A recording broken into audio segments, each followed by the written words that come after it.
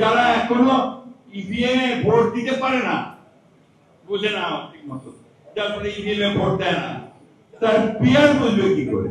মহিলাদের ক্ষমতায়ন, শিশুদেরকে বেড়ে ওঠার ব্যবস্থা, স্বাস্থ্য ব্যবস্থাকে জনমুখী করা, সবই কিন্তু সংস্কারের মধ্যে দিয়ে আমাদের নেতা শহীদ জিয়াউর রহমান এবং নেতৃত্বে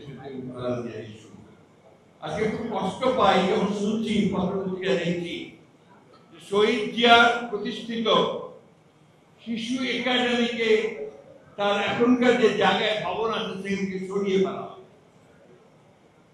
আমি স্টেটমেন্ট দিয়েছি, আমি আজকে আবার অনুরোধ করব, আমি শুনেছি এটা নাকি হাইকোর্টের জায়গা, যারই জায়গা হোক, শহীদ প্রেসিডেন্ট জিয়া রহমান সকলের মতামত নিয়ে এসে আমাদের শিশুদের বিকশিত করবার জন্য এই শিশু একাডেমি স্থাপন করেছিলেন। ওইখানে সারা বাংলাদেশে শিশু একাডেমি আছে।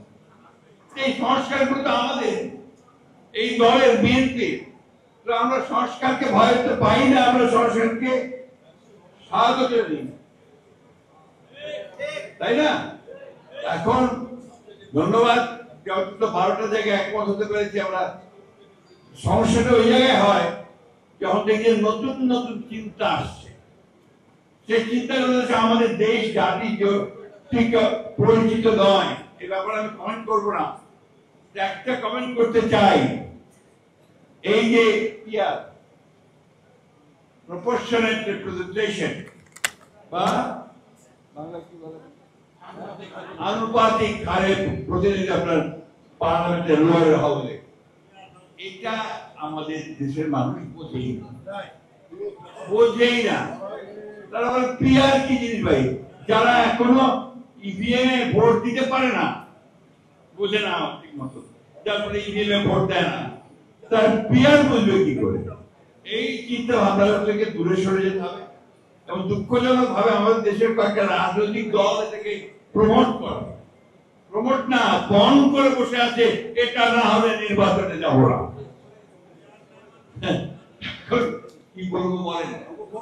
এই দেশের মানুষ যেটাতে অভ্যস্ত, সেই ভোটের ব্যবস্থা করেন, তার প্রতিনিধিত্বের ব্যবস্থা করেন, তার প্রতিনিধিত্ব থাকে, রিপ্রেজেন্টেশন থাকে, সেই পার্লামেন্টের নির্বাচনের ব্যবস্থা করেন, তাহলে সমস্যাগুলো সমাধান হবে, নাহলে হবে না। বাইরে থেকে এসে বসে বা কাউকে আপনার নতুন নতুন চিন্তা ভাবনা দিয়ে কিন্তু দেশের সমস্যার সমাধান করা যাবে না। আমরা খুব পরিষ্কার করে বলতে চাই, আমরা চাই অবিলম্বে সংস্কারগুলো শেষ করুন, অবিলম্বে এই যে একটা আছে আপনার সনদ ঘোষণা, সেই সনদও ঘোষণা করুন। আর দয়া করে নির্বাচনের যে তারিখটা নির্ধারণ করেছেন আমাদের ভারপ্রাপ্ত চেয়ারম্যান জনাব তারেক রহমানের সঙ্গে লন্ডনের বৈঠকে বসে, যেটাতে জাতি অনুপ্রাণিত হয়েছে, আশান্বিত হয়েছে, সেই সময়টাতে নির্বাচন দিন, মানুষ তার অধিকারটা ফিরিয়ে দিন।